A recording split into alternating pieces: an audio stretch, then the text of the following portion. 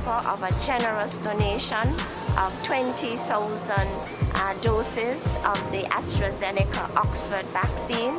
It was a kind donation, as India understands that it is important for us to be able to ensure that the entire world is free of COVID-19, and the only way we can do that is through vaccination. We welcome these additional doses because it would help us to provide a significant coverage, a greater percentage of our population in terms of vaccination against this virus. And just to note that St. Kitts and Nevis is also paying forward, and we are going to assist the government and people of Grenada by donating 2,000 of those 20,000 to the people of Grenada.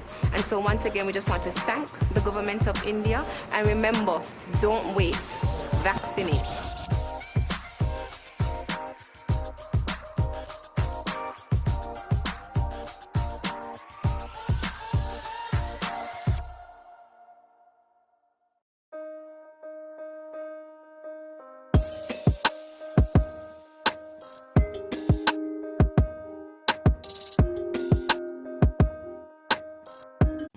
You know, it's me, Mr. HE, and I'm here with one message: roll up to roll out. We all know how difficult things have been during this COVID-19 pandemic. While we continue to wash our hands, wear a face mask, and practice social distancing, how about we take it one step further and get vaccinated? Call the nearest health center to find out if you are eligible to be vaccinated. Or you can contact the Ministry of Health at any one of these numbers down below. Don't be discouraged by the negativity. We all have a role to play in protecting this federation. So, St. Kitts and Nevis, let's roll up to roll out.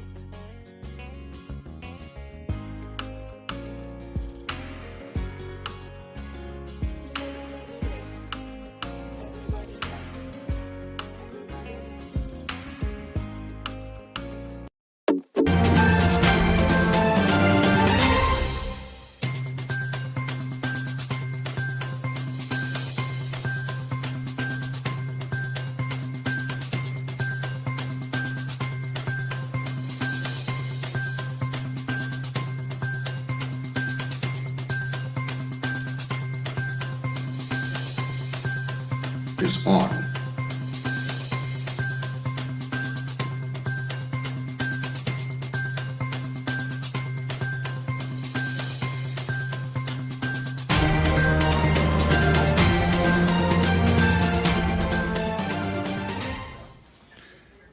Good afternoon and welcome to our National Emergency Operations Center COVID-19 weekly briefing for Wednesday, the 31st of March, 2021. I am Les Roy Williams. Thank you very much for joining us for our briefing today. As usual, your company is appreciated as you continue to be vigilant in terms of what is happening with respect to the COVID-19 pandemic, and we continue to update you with respect with what is happening in the Federation. Of course, the pandemic is still with us. It is not over, and therefore we continue to manage as best as we could the pandemic. We are in Holy Week, which is basically one of the holiest weeks in Christendom, when of course we are going to see the culmination of the story of Jesus Christ of Nazareth. We are going to see the betrayal. We are going to see the deceit.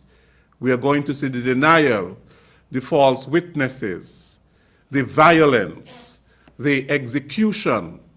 But of course, we are also going to see the resurrection and the triumph of good over evil and light over darkness. So we are in that time of year. It was last year, of course, we were in the lockdown and the curfews and so on, and people could not really attend church during such a solemn time in the life of Christianity. This year, it is different, and it is all because we have managed very well the COVID-19 pandemic. And so therefore, people this year will be able to go to church and to participate in these very important events of the church over the coming days. I would invite Superintendent Cromwell Henry, who is a member of the National COVID-19 Task Force, to give us his presentation. Superintendent.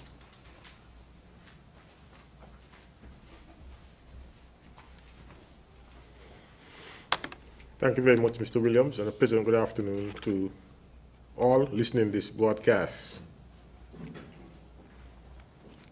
As we approach this religious holiday weekend, we are seeing an increase in the number of applications for social events.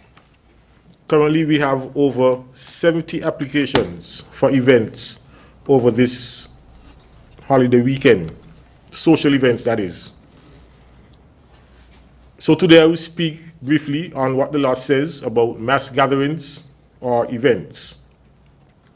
The COVID-19 Prevention and Control Act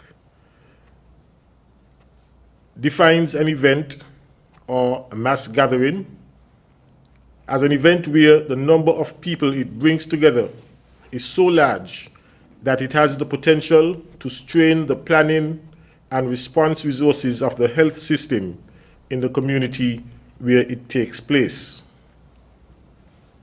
A cap on the number of persons who can attend mass events or social gatherings is currently in effect. In the context of COVID-19, mass events are categorized into three categories. One, small events. These are events with 25 to 50 persons. Medium events, 50 to 100 persons. And large events, 101 to 150 persons. It is important to note that the more people an individual interacts with at a gathering, and the longer that interaction lasts, the higher the potential risk of becoming infected with COVID-19 or spreading COVID-19. Persons wishing to host events are required to make application to the Commissioner of Police via the website police.kn. It is important for me to add here that beach parties, which are usually prevalent on holiday weekends, and picnics are restricted, particularly where music is involved. So no permission will therefore be granted for these type of activities. Beach parties and beach picnics, especially with music, would not be permitted on the beaches. The Commissioner of Police will factor in music, dancing, sale of and use of alcohol, and the duration of an event in making his decision to approve or not. Consideration will also be given to whether or not the event is indoor or outdoor, with a more favorable look on outdoor events with a maximum of 150 persons. Permission will not be given for any indoor large event of over 100 persons, as the risk of virus spread is greater in these situations. Notwithstanding these maximum numbers, the size of the venue will determine the number of persons permitted. A minimum of 30 square feet per person will be required for adequate social distancing. Event locations will be visited by the police or the compliance task force to determine if the conditions of the permit are being adhered to. Non-compliance will attract corrective measures. So as we go through this Easter holiday weekend, let us be reminded that COVID-19 still poses a threat to the Federation. And so we should continue to adhere and be guided by all the non-pharmaceutical measures prescribed by the law.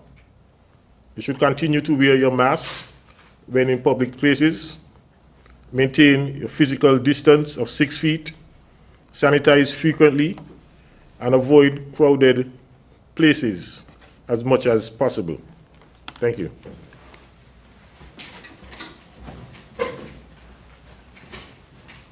Thank you very much, Superintendent Henry.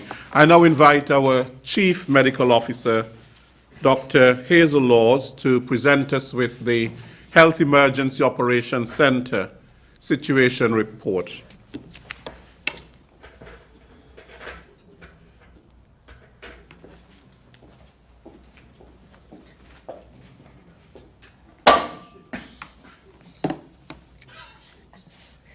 Thank you, Mr. Williams, and a pleasant good afternoon to everyone. This afternoon, again, it's my task to share with you the Health Emergency Operating Center's Situation Report for today, Wednesday, March the 31st.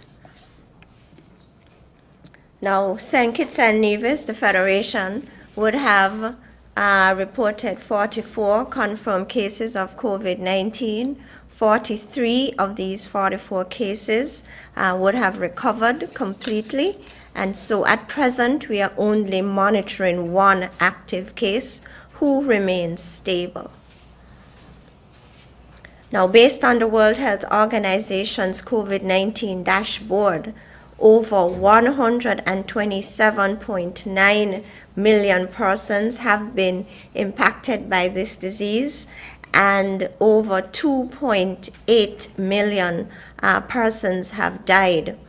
And many countries the world over are presently administering the COVID-19 vaccine. And so to date, over 520.5 million doses of vaccine, COVID-19 vaccine, have been administered. In the United States of America, over 30 million persons have been confirmed with COVID-19, and over 551,000 deaths have been reported from this disease. In the Caribbean area, the number of confirmed cases continue to gradually increase, and so within the CARIFA member states, there are 135,305 confirmed cases and approximately 2,204 deaths. We like to focus a little bit more on the Eastern Caribbean states, and you can see the case count with over St. Lucia having over 4,000 cases, Barbados over 3,000 cases. Now, in terms of the vaccine rollout, all of the Eastern Caribbean states, they are now, rolling out their vaccine program. Now, in Barbados, they would have administered 22. They would have covered 22% of their population with at least the first dose of the AstraZeneca Oxford vaccine. Same thing in Dominica. They would have administered or covered 22% of their population with at least the first dose of the vaccine. Grenada stands at 8.8%. Now, these rates were accessed on the New York Times website. Now, the other numbers, the raw numbers, just the numbers of doses administered. So Anguilla would have administered 5,510 doses, Antigua and Barbuda 26,424, St. Lucia over 21,000, St. Vincent and the Grenadines over 10,000 doses. This just gives you an idea as to the status of vaccination in the Eastern Caribbean islands. Next. Now, St. Kitts and Nevis, we would have launched our COVID-19 vaccination program on Monday, February the 22nd. That's 5.5 weeks ago. And in that time period, we would have administered, and this is based on the data that just came in a few minutes ago. And so up to yesterday, the number of doses administered, 8,984. But as at this afternoon, 4:30, we would have administered 9,241 doses in the Federation. So in other words, we have reached 27.9% of our target population. Now, just by way of comparison, what's happening in terms of vaccination in the United States?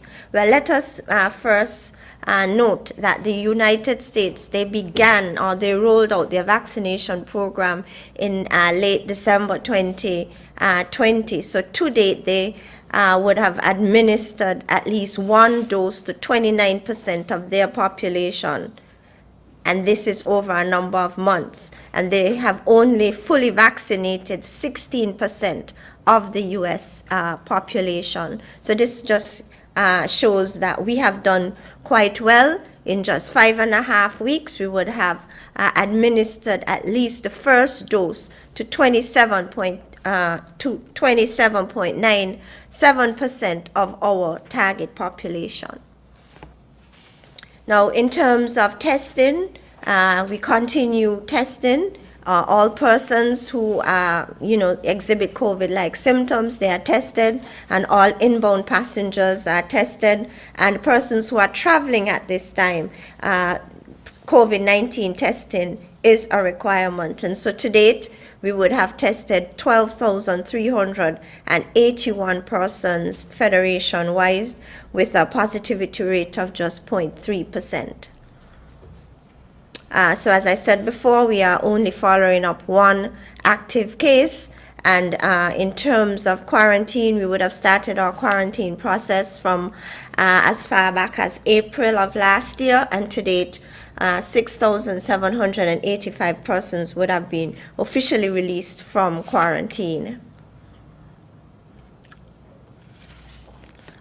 Okay, based on our last poll regarding COVID-19 vaccination and the level of hesitancy, so the persons who participated in this poll, they would have cited some factors as to why they are not yet ready to accept this vaccine.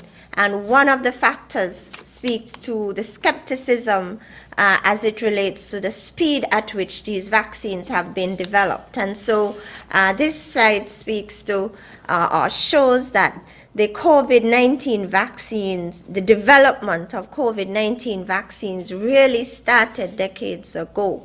Now you may ask, how so? Now, in 2003, if you recall, we had the SARS outbreak in the eastern countries, and then in 2012, we experienced the MERS outbreak. Now, the SARS and the MERS were all caused by coronaviruses, and so the scientists started working with the coronavirus way back then in an effort to develop an appropriate vaccine against this family of viruses. And so it came to the crunch last January 2020 when the SARS-CoV-2 virus was isolated, decoded, and then the genetic material or information were shared with the scientists. And so at present, you have as many as 9 manufacturing companies producing COVID-19 vaccines. So in essence, work on these vaccines didn't just begin in January last year. They began way back. Work started as far back as 2003. And so highly sophisticated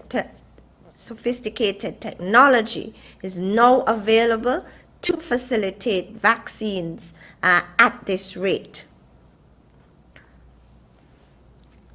And so at present, we have as many as 83 COVID-19 vaccine candidates in clinical trials.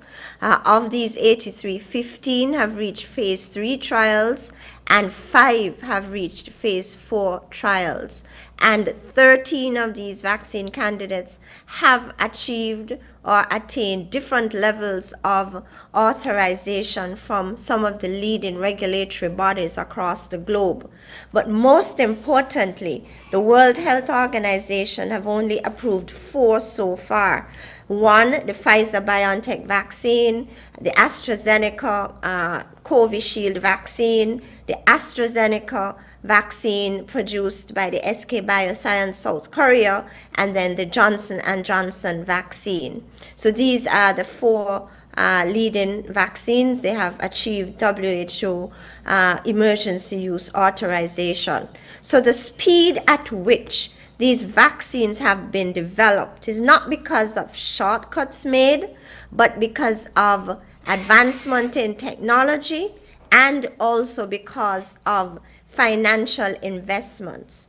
Over 190 countries have signed on to the COVAX facility, which is a global mechanism, and each country who signed on to COVAX, you had to pay a down payment. And so these the funds have been invested in these 9 manufacturing companies, and thus you have as many as 83 COVID-19 vaccine candidates.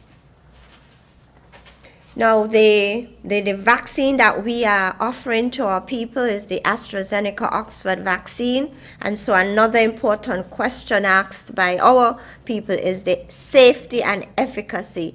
And so the Ministry of Health has confidence in this vaccine in terms of its safety and its efficacy. The data coming out of the various trials tells us that it provides, once you're fully vaccinated, you enjoy an 83% risk reduction in contracting symptomatic COVID-19 infection. Now, in our federation, we are utilizing the dosing schedule whereby we give you the first dose and you are given a 10-week appointment to return for the second dose. So we are administering 2 doses 10 weeks apart. We are offering it to adults, persons over 18. And then we also want to underscore that this vaccine seems to be quite effective against the UK variant, and it also provides some protection against the variant identified in South Africa. The side effect profile is quite good. There are minimal side effects. I'll explain or I'll reiterate what some of these are. But I also want to say that the vaccines we are presently administering, they were manufactured by the Serum Institute of India, which is a reputable company. This company is responsible for manufacturing over 90% of the vaccines that are already accepted, approved, and utilized worldwide. And so for me, this was very reassuring. Now, in terms of the post-vaccine symptoms, of the 8,000, 9,000 persons locally who would have already received the first dose, quite a few persons say, hey, no symptoms, no post-vaccine problems at all. Some complain of tenderness at the injection site. Some complain of chills, mild fever that's relieved by ordinary acetaminophen or paracetamol tablets. Some complain of lethargy, feeling malaise or fatigue, and mild headache. So the side effect or the side effect profile is quite favorable. Now, we heard about 2 weeks now, of some cases of individuals who would have received the vaccine and experienced thromboembolic events in Europe. Now, since then, and let's be more specific, March 22nd, 2021, we had data coming out of the United States of America, Peru, and Chile, whereby there were over 32,000 persons participating in one of their phase 3 trials. And the data was quite favorable and confirms that there is a 74% 4% efficacy or effectiveness in preventing active COVID-19 infection. Please note that in this phase 3 trial, the participants received 2 doses of the vaccine. However, the dosing interval was only 4 weeks. And I want to underscore that the World Health Organization has already advised us that the efficacy increases to 83% if you increase the dosing schedule to an interval of about 8 to 12 weeks. The data also confirmed that there is 100% effectiveness against severe disease and hospitalization, and there wasn't any information in this trial to suggest that there is an increased risk of thromboembolic events in any of these participants. And so again, from our perspective, the AstraZeneca Oxford vaccine is safe and it's effective. Now, access to the COVID-19 vaccine, as you are aware, we would have received an initial 20,000 doses of this vaccine so far. And so the Ministry of Health, we are aiming, or our target is to reach the first 10,000 persons with the doses that we have in hand by April 16th, 2021. Now, the Federation, we are expecting another shipment of AstraZeneca Oxford vaccines by mid-April. And so we are expecting our allotment from the COVAX facility in this shipment. So we are expecting 21,600 doses, and so we will be targeting an additional 10,800 persons with this next shipment. Now, there will be we will require more vaccines, and so the Federation is doing all it can in terms of accessing the additional doses of vaccines required. It's important to note that access to the COVID-19 vaccine is crucial to curbing the spread of the COVID-19 infections. Overall, our overall aim is to reach herd immunity, the herd immunity threshold of about 70% by summer of this year. So let me just explain. 70% of our population are adults, and so our target is our adult population, and we are hoping to be able to vaccinate our adult population by summer of this year. Once we reach the herd immunity threshold, those amongst us who are vaccinated will provide indirect protection for those who are not vaccinated, and this group would include our children who are under 18 and those adults who have other conditions and who are not able to take the vaccine. Ladies and gentlemen, I am asking you to get the facts, be empowered in terms of making an informed decision with regards to accepting the vaccine, the COVID-19 vaccine. It's our best shot at protecting ourselves, the best shot at protecting our families and loved ones, our best shot at protecting our community and building our economy. It's Easter. It's the Holy Weekend. We have 2 public holidays, and there are a number of functions planned. And so it will be irresponsible of me not to remind you of the prevention and control measures for COVID-19. Now, persons are saying we do not have the virus here.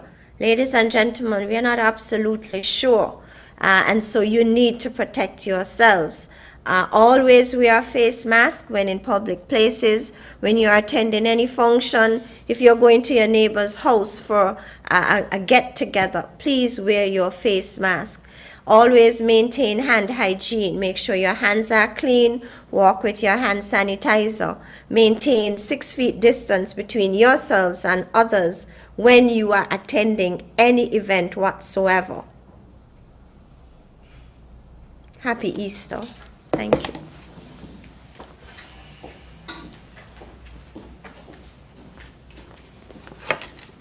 Thank you very much, Dr. Laws.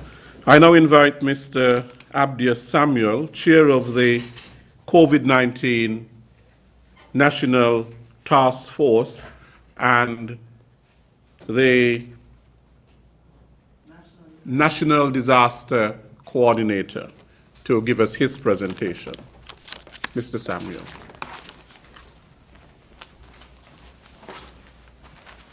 Thank you, Mr. Williams, and a pleasant good afternoon to all. Today, I would like you to join me in reflecting on what would have occurred 1 year ago today.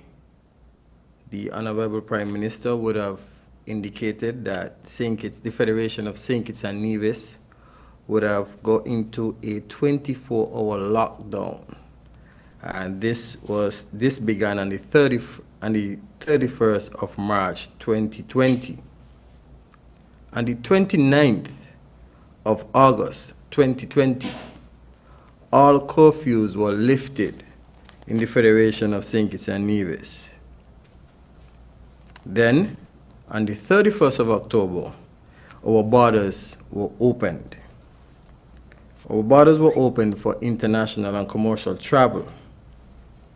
Ladies and gentlemen, we have been making strides. I want to remind persons that are desirous of entering the Federation that you must complete the KNA travel form.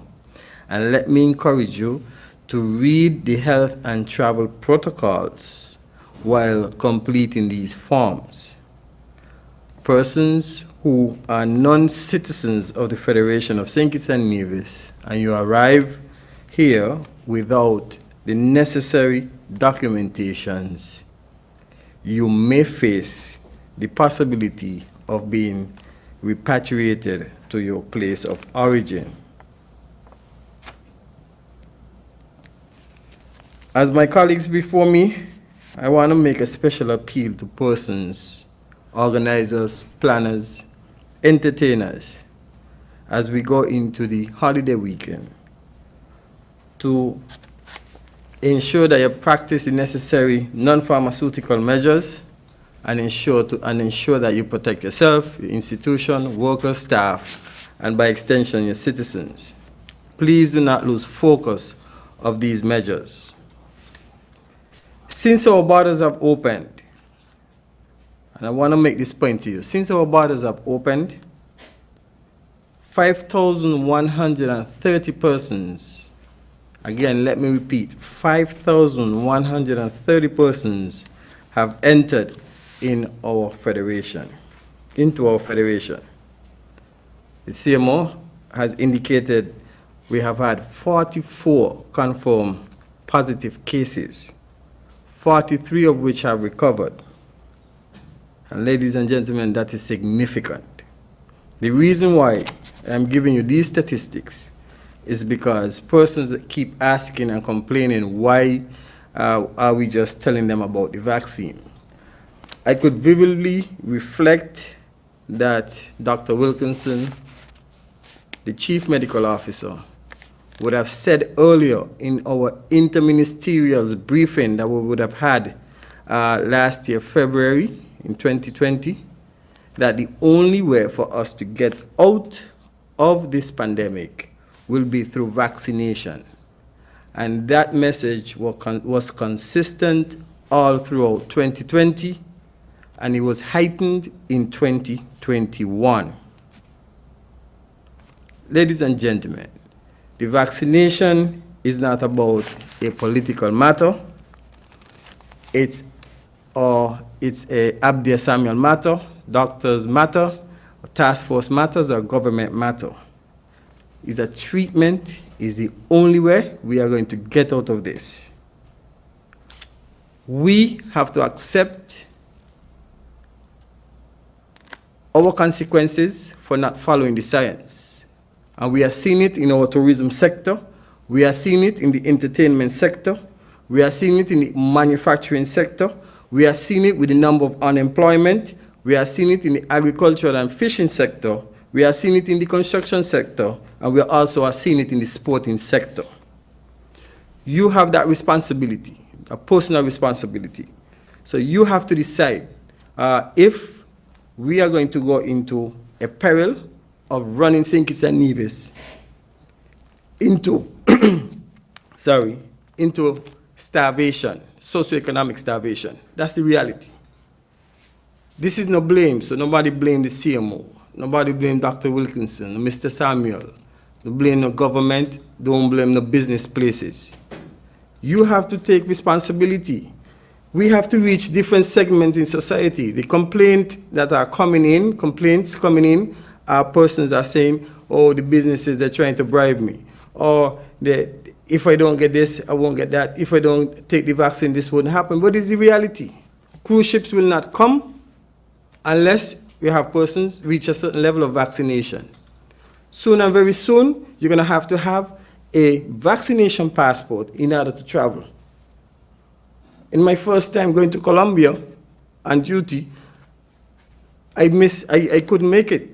Why? I didn't have the yellow fever shot. And I couldn't find 10 persons to take the yellow fever shot with me. And I was so excited to go to Colombia.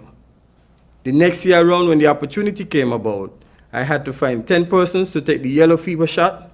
And when I reached the immigration, I had to show that I had my yellow fever card. That's the reality. It's an existing mechanism. This is not because of just this COVID. It's an existing mechanism. And this is how the world is going to transition going forward, because everybody wants to protect their federation or their country. Citizens and residents, we're going to have to decide or take a personal responsibility whether we go into this socio-economic starvation or we are going to support the science, roll up, roll out, take the vaccine, and return St. Kitts and Nevis to a state of normalcy. We have to reach different segments of society. We saw that the certain persons are making different PSAs via videos and so on. And is it an effort to reach the different bases?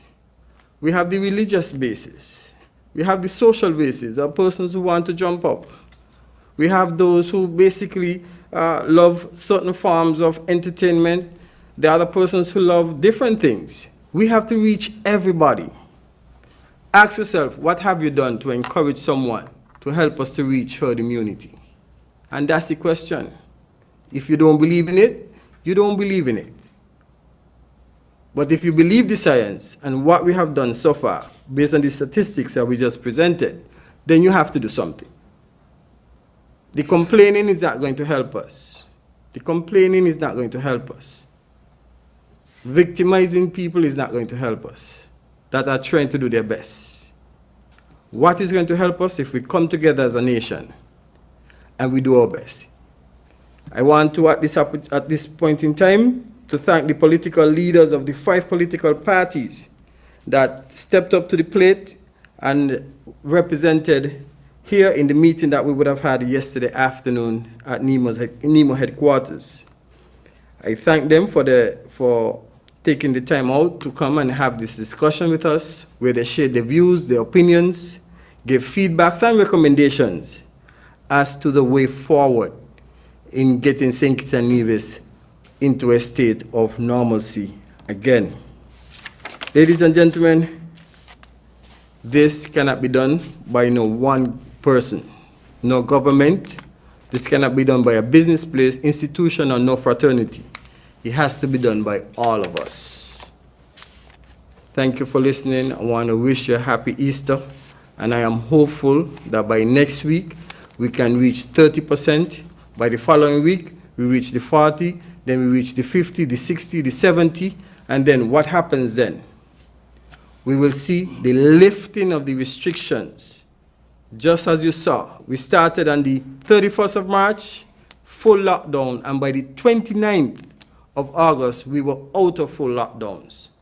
Ladies and gentlemen, Let us have a timeline where we're going to restore St. Kitts and Nevis to the state that we were in, with having 1 million cruise passengers, having hundreds of thousands of airline passengers into the Federation.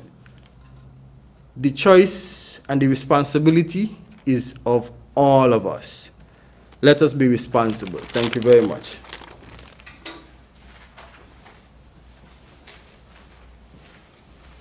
Thank you very much, Mr. Samuel. That brings us to our question and answer segment. The first question goes to Dr. Wilkinson.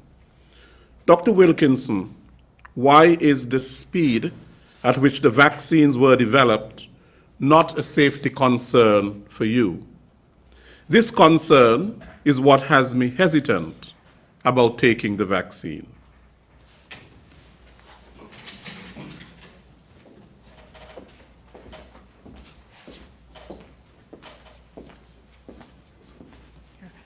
Thank you, Leslie, and that has been a genuine concern for a number of persons.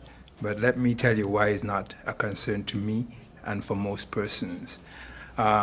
When a vaccine is coming to market, there are three main hindrances that they find. Number one, the financial hindrance, because there is not a lot of interest in the development of vaccines, and because not enough money is made from them. Two, there's usually a shortage of volunteers who are willing to go into trials for these experimental vaccines. And three, there's usually a shortage of disease to test the vaccines against. As it relates to the COVID-19 pandemic, number one, there are a number of first world countries that put millions or billions of dollars upfront to the drug companies so that they can help in the development of these vaccines. Two, there was no shortage of persons who were volunteering, since most of the persons in the UK, North America, Europe, they were facing severe disease and death, such that that was an impetus for a number of persons to step forward and volunteer to take the vaccine. And thirdly, there was no shortage of disease to test the vaccines against. And so for those three reasons, the vaccine trials were able to move forward. Another reason is that these vaccines, they were tested in thousands of persons, more than any other vaccine in the past. And lastly, as the CMO just explained, the technology was nothing that was new. The technology used for the AstraZeneca vaccine has been used 10 years ago in the SARS outbreak, and the technology for the Pfizer-BioNTech vaccine has been under investigation for the last 3 years. And so for all those reasons, we know that the vaccine is safe, and so that is one of the reasons why I didn't hesitate to roll up my sleeve and take the vaccine.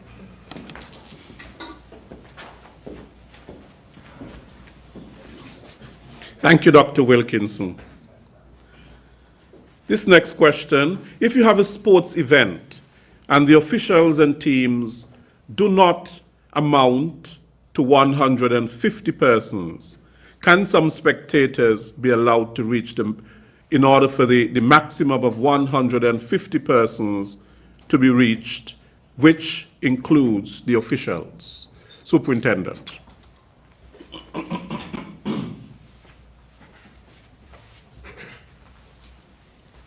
Well, we will be running a risk if we do that, because we do not know if or when those officials would show up for the game.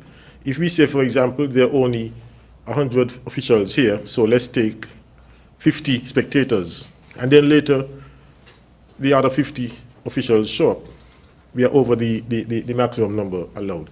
So we would not take the risk to say that we could make up the difference with spectators. The officials could give us that number, and so we will stick to that number.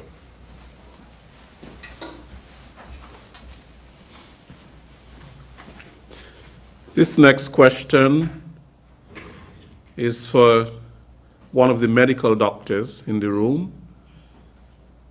I am 72 years old I have been living on one kidney for the past 28 years. Recently, I was diagnosed with high blood pressure. Can I take the vaccine?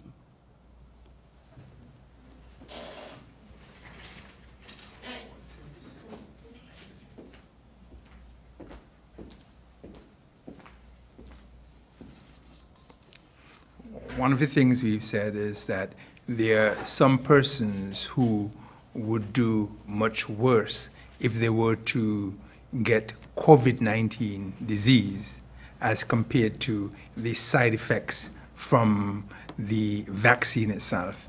And so, despite the fact that the person is saying that they have one kidney, that is not a contraindication to taking the vaccine. 72 is still a very young age, and so yes, my final advice to you would be to check with your doctor so that you can get the details as to what your health status is. But just hearing that alone, those are not any contraindications to you taking the vaccine, because without the vaccine, if you were to get the disease, you may not fare well.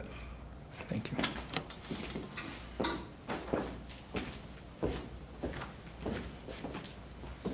Thank you.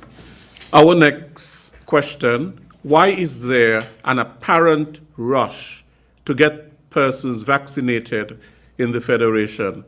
We have no COVID, well, we have one case, active case, and I would like to wait until we get a more effective vaccine. Dr. Wilkinson.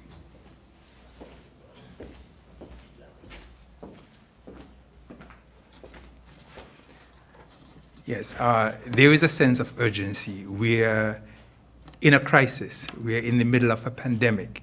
And despite the fact that we don't have any community spread here in the Federation, despite the fact that we do not have any deaths, there is a sense of urgency. And the longer you wait, the longer the virus circulates, the more mutations will occur and the more variants will develop.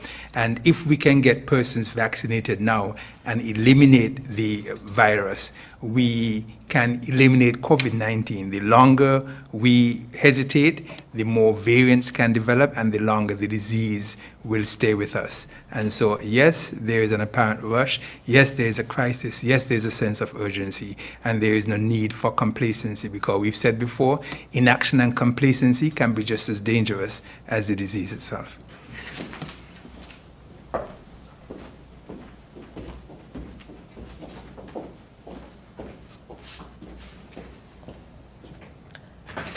There is a sense of urgency, because if we do not, it's just a matter of time before we have clusters of cases and the community transmission of the virus. And so if we get our people vaccinated, you prevent clusters and community transmission.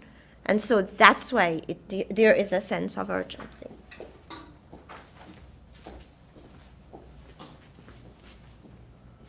This question is from Von Radio. We have learned of the COVID-19 variant now making its way to the island of Grenada.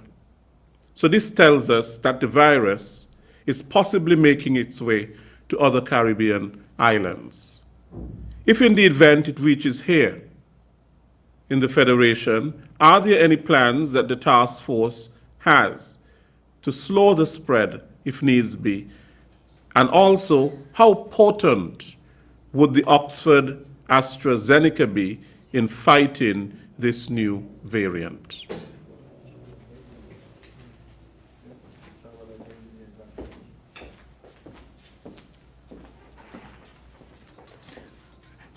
Thanks for the question. Now, one of the things that we attempted to do from very early was to keep the virus at bay as long as possible with our stringent entry protocols. And because of that, we have not had any community spread to date, but we keep saying that it's only a matter of time. Okay? We also said that we needed to hold strain until a vaccine arrived, because it was only a vaccine that was going to get us out of this crisis. We have a vaccine now. And so the thing that we have in place is the vaccine, and that is why we're encouraging persons to move forward and take the vaccine, because it's only a matter of time before the virus arrives and it gets into the community. And so how we will stop the development of community spread, how we'll stop the variant, is through the vaccine. And right now we know that the vaccine is effective against the variant. And so to answer the question to the person posing the question from Vaughan Radio, we need you to encourage persons. Every time you go to your mic, you encourage persons to step forward and take the vaccine, so that when the virus does arrive here, it will be stopped dead in its tracks, because the persons at the ports of entry, they would have been vaccinated.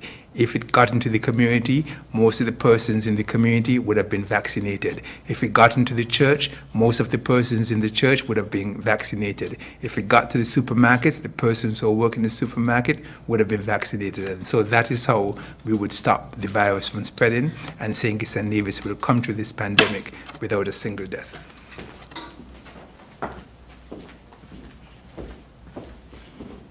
Thank you, Dr. Wilkinson. The next question: if I am a football lover and I have done the right thing in getting vaccinated, can't we have a policy where persons who are vaccinated can attend mass gatherings like football?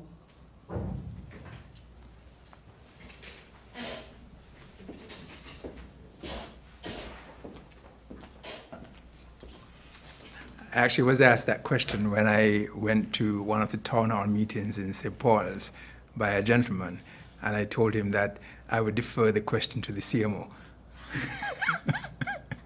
And so I'm going to call it a bat here. But it's a good question.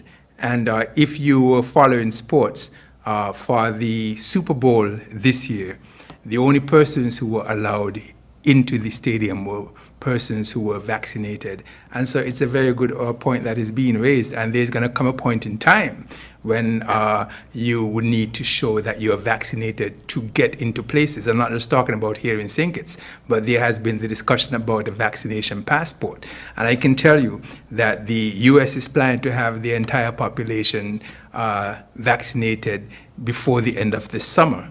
And once that has happened, you would hear that you would need to be vaccinated for you to travel. You would need to be vaccinated to attend certain mass events. And so that is where we are moving. And it might come a point in time when that might happen. I've heard persons from the entertainment sector already saying that they want to have vax parties where they would only invite persons who were vaccinated. The Center of Disease Control has said that if you are in a small gathering where persons are vaccinated, you do not have to social distance. I was at a function on the weekend, and every single person who was there was vaccinated, in other words, had their first shot already. And so it's important for us to develop these little small herds, because all that we're speaking about getting to population herd immunity, I was told one full basket, which means that we will get there one step at a time. And so we need to develop a number of little herds,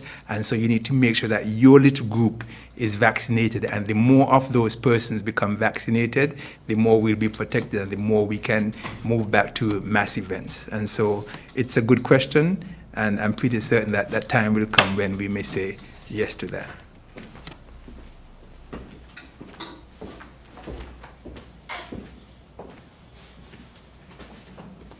Thank you, Dr. Wilkinson. Next question: if we had 20,000 doses, that's enough for 10,000 persons. If we are now at 9,241 persons getting their first dose, it means that we only have 759 doses left. At the current rate of vaccination, won't we run out of doses by next week? Dr. Wilkinson.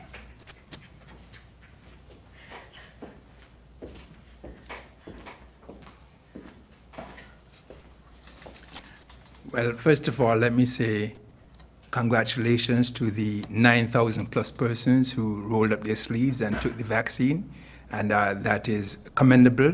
I know just a week or two ago, there was a talk about the expiration dates on the vaccine vials and whether or not we were going to be able to get persons to use up these vaccines and if we were going to have to discard vaccines. And in the CMO's presentation that was done prior to the figures coming out today, she indicated that we were hoping to get to 10,000 by April 16. But rightly so, at the rate at which we are going, we would get to 10,000 hopefully before April 16. And if we got no other doses, yes, we will run out. But she has also said that we are working on a number of different avenues to get extra vaccines, and that the vaccines from the COVAX facility should be coming within the next week or two also. So if everything lines up right, we'll be able to continue with our vaccination program without having any pause at all.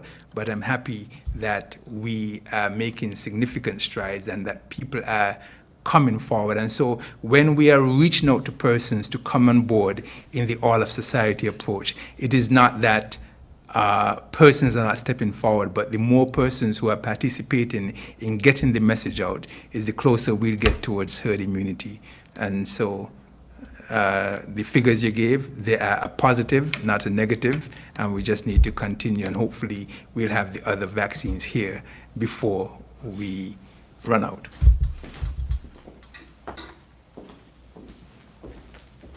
That brings us to the end of our question and answer segment. You know, we are in the Holy Week, as I mentioned before, and we will see, well, Holy Thursday, for those of us who are, practice that with the washing of the feet and the institution of the Eucharist. And then, of course, the Good Friday, where we see the crucifixion and death of Jesus Christ of Nazareth. And then, of course, after that, we have the resurrection. But if we view all of that, what is really happening in that context? For example, the deaths, the hospitalizations, and all of that can be seen as that time of the death, the crucifixion, and all of that in terms of society.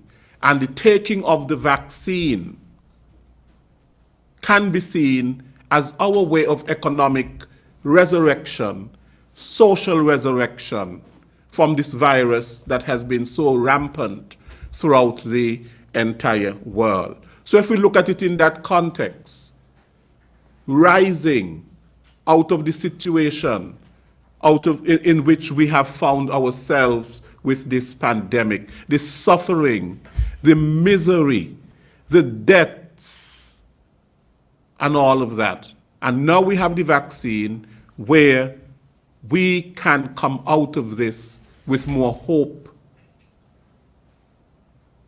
more light at the end of the tunnel, and so on. And that can be a message that we can look at in terms of the death and the resurrection of Jesus that is going to be playing out this week on the weekend. Thank you very much for your questions, and I hope that they were answered to your satisfaction. If not, of course, we're always here where we will entertain your questions. And because we're all in this together, we're all trying to manage this deadly coronavirus pandemic together. So thank you very much. We thank Superintendent Cromwell Henry, who's a member of the National COVID-19 Task Force, and we heard his passionate plea to people to be responsible over the holiday weekend. Our Chief Medical Officer, Dr. Hazel Laws, who presented us with the situation report, Health Emergency Operations Center situation report, and Mr. Abdias Samuel, who also pleaded for people to understand the importance of taking the vaccine so we can get back on the road of recovery.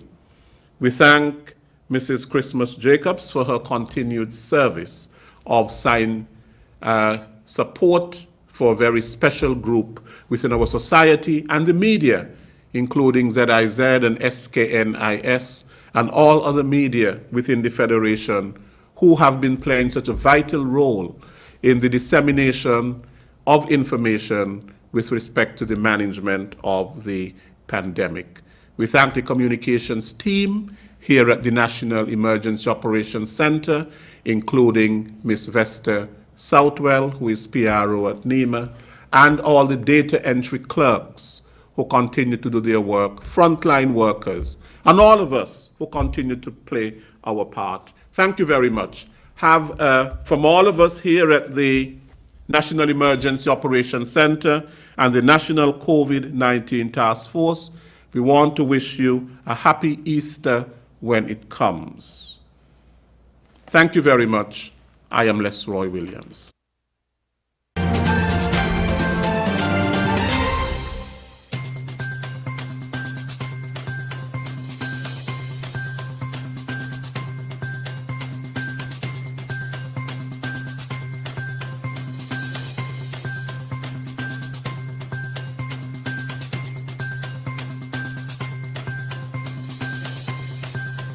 Is on.